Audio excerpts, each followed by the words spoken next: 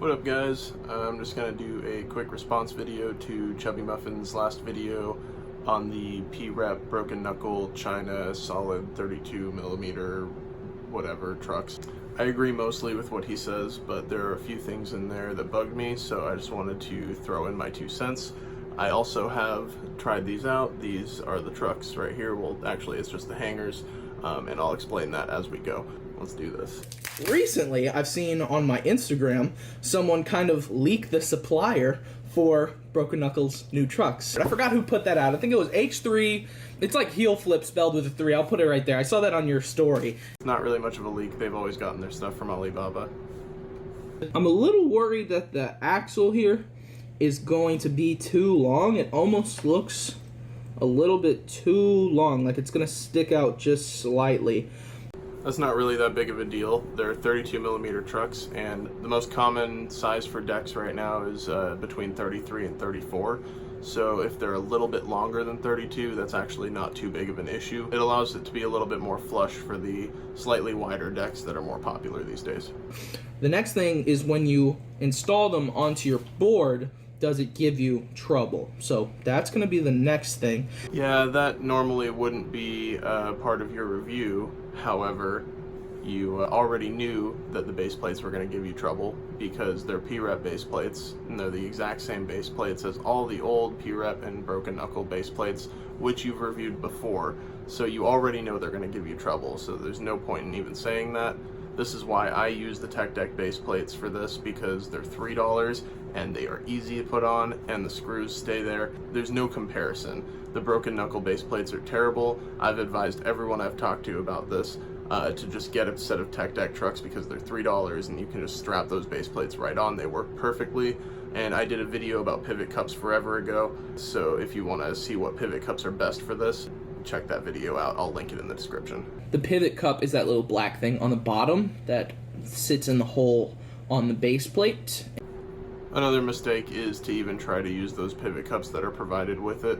In my previous video, which I already mentioned, I did talk about how to get a lifetime supply of pivot cups for basically pennies on the dollar compared to what you would buy them on, for example, Teak Tuning's website. So once again, link in the description for that video. They're great pivot cups, they're solid, and they'll last quite a bit longer and function quite a bit better than the stock Broken Knuckle solid 32mm China whatever truck pivot cups that come on there. Sure that your nut isn't sticking up past your hanger, because that will give you to where your kingpin is scratching when you do grinds, and that never feels good. That's what she said. Let me just hold my criticisms till I use the deck. Oh, that hurt! Kingpin just stabbed me. Negative. Dude, what the hell are you doing? You pushed your finger down on the kingpin. Like, it didn't. I don't even know what you were trying to do. So, now it's time for one of the most important things about these trucks. Are they easy to set up? Once again, you already know they're not going to be easy to set up. You know, you could get a power drill, but it's really not worth getting a power drill just to, you know, screw your trash base plates in. I literally threw the base plates out as soon as I got the trucks because I knew right off the bat, as everybody does, that P-Rep base plates aren't threaded, so you have to thread them with the screws, and it's atrocious. It's been a problem forever.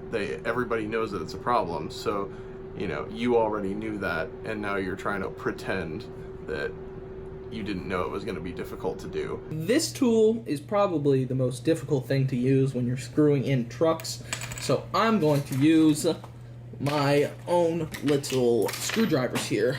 That's what she said. Top, holding it with my thumb, come around the back side, let's see how easy it is. That's what she said. Alright, that's giving me a lot of resistance. It's giving you a lot of resistance when you try to come around the backside, huh? Oh, there's nothing more frustrating than having trucks that don't feel like screwing on. That's what she said.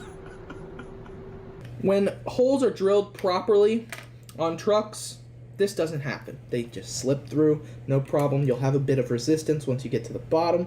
That's what she said. Also, that's not how it works. You drill the hole and then you thread the hole. It's got to be tapped. The drilling doesn't have anything to do with it. Those holes are actually drilled perfectly. They just need to be tapped, which is ridiculous, which is why you throw those base plates out and get some Tech Deck ones. This shouldn't be that hard to screw. You can't expect like a 5-year-old kid to have that much torque in his wrist. Come on, you're making it way too easy for me. That's just horrible. Right now, it's just changing my attitude. This is making me pissed. Thanks for the ear rape, by the way. Jesus Christ. And then, around 2011, they introduced the Longboard series tech decks. And these Longboard series tech decks were shaped kind of weird. What he's referring to is the actual replica longboard trucks that are shaped like longboard trucks. They're not shaped weird, they're shaped like longboard trucks. Those aren't for like the fingerboarding style that we do. They're not really for fingerboarding even, they're more of a collector's thing. But they're shaped like longboard trucks. They're not weird. They're just longboard trucks. They look great. They perform exactly how you would want them to perform. And that should be the end of it. Honestly, that really should. The base plates are just shitty China base plates. If you replace them with decent base plates, even $3 ones from Tech Deck, they function perfectly. They missed the mark by not making this out of actual metal. They didn't miss the mark by not making it out of actual, quote, actual metal. You know, they made it out of a cheaper material so that they can produce it cheaper and get it to their customers cheaper. It's a competitive alternative. And honestly, regardless of the material, it functions perfectly. If it still functions the same, then who cares? It doesn't matter. This, by the way, when I initially reviewed these things, I was pretty biased, and I was extremely negative in my first one. You were extremely negative in your first one, and then you found out that Teak was selling them on their website, so you decided to change your tune. But there's a rattle. When you hold it up to your ear and you shake it real quick, you can actually hear. Mine doesn't rattle. Mine doesn't rattle. Hey guys, mine doesn't rattle. That's this one. No rattle. Revert, you get that plasticky resonance every time. I know y'all can hear that because when you take another board with Black River trucks and urethane wheels, these are Joy Colts, all you hear is the wheel. Dude, those sounded almost exactly the same, and those are different wheels. I have no idea what you're talking about. These are not going to cut it, and I will not be buying these again unless they fix that issue. That's a deal breaker for me entirely, because I don't want to go through that pain every single time. You pay $13 for a set of these broken knuckle, solid 32mm single axle, blah blah blah blah trucks, and then you buy a set of Tech Deck trucks.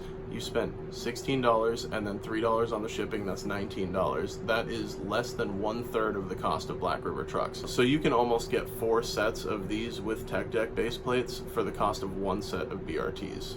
It's the worst thing in the world. I already take forever to set up boards, and this is gonna make my hand hurt. It's the worst thing in the world. Setting up these base plates is worse than the Holocaust. Setting up these base plates is worse than human trafficking. Setting up these base plates is worse than the opiate crisis.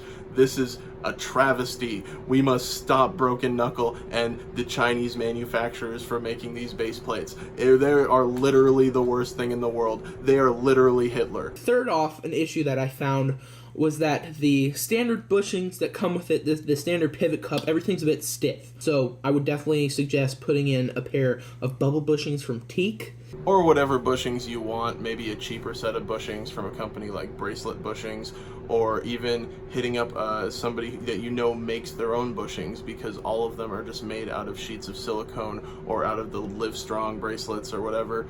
That's all they're made out of. And you can punch out your own bushings, stick a needle through them, and boom, you've got Teak bushings. They do not have the same feel that you're going to get with Black River trucks. They do not have the same feel that you're going to get with Dynamics. They're not supposed to have the same feel as Black River trucks. They're different trucks. You know, and you say that they don't have the same feel as Black River trucks or Dynamic trucks, but Dynamic trucks and Black River trucks feel completely different. And so do Tech Deck trucks, and so do Y trucks, and so do Undead Fucker trucks, and so do 2KR trucks. They all feel different. They're different trucks. 32mm, of course. They look decent. They support the wheels you might want to use, and that's about it. That's all that matters, though. If they function well, you can use the wheels you want to use on them. That's all that matters. Why would you need anything else? They look great, so obviously the aesthetic isn't the problem. So what's the problem? 5 out of 10. 5 out of 10. functionality and appearance-wise, they get a thumbs up from me. Okay, let's take a look at Chubymuffin's scoring system here. He gives it a 5 out of 10. That's half of a full score, right? So he's saying that functionality and appearance are great. The functionality and appearance, the two things that matter most in any product, are only worth half the score. The other half of the score is setting up the product. That's the most ridiculous thing I've ever heard. Not being able to set it up very well and having that plasticky rattle, they're not gonna get the Chubymuffin 2 thumbs up. He keeps talking about this plasticky rattle, but he knows that it comes from the base plates grinding against the pivot point because he didn't put normal pivot cups on there. He still has those crappy hard plastic pivot cups that come stock on there that you're supposed to replace with real pivot cups. The problem is that he's getting, that rattle that he's talking about, is coming from him not doing the maintenance on them to actually make them functionable trucks. I'm going to stop the video there. I think that overall he has some fair points on the topic, but he doesn't actually take the time to set up the trucks properly. The stock bushings that come with them, he knows are going to be garbage. The stock pivot cups on them, he knows are going to be garbage. The stock base plates that come with them, he knows are going to be garbage. It's all stuff that he's either reviewed before or he's heard plenty about. He knows they're going to be trash. He didn't review them properly, and so I think they got an unfair score in this video. If I were doing my own review, I would have given them a 7.5 out of 10. A quarter of it being that you have to do so much maintenance. My only problem with these was that there was so much maintenance to get them to where they need to be, but it's the same thing with tech deck trucks for me. I love tech deck trucks, but I give them the same score because there's such a ridiculous amount of maintenance. Luckily, I have a friend, Handboard Trickopedia, I'll link him in the description. He does all of my hangers for me. He shapes all of my tech deck hangers for me and turns them into functionable trucks. That is the only reason I ride them, because they are great once you do the work. I think that when he says functionality and appearance are only half the score, I think it's disingenuous. I think most of us only really care about the functionality and the appearance, and I think that a little bit of maintenance isn't that big of a deal when you're getting such a steal on trucks. It's very silly to look at these as a 5 out of 10 product when you're looking at a $13 set of trucks and comparing them out of the box to a $65 set of trucks. If you do the maintenance, they'll feel just as good as BRTs. They're a little bit higher set, but that's easy to get used to. They're plenty responsive with a good set of bushings. They respond great. The wheels spin great on them. They don't jiggle. It's fine. There's no clicking. He just didn't put any work into it beforehand. The video bugged me. He made some points that didn't really resonate well with me. I think they won't resonate very well with his other subscribers that actually fingerboard on somewhat of a budget. So, and I think that's the majority of us in this scenario. Anyway, that's it. Have a great Friday. Peace out, everybody.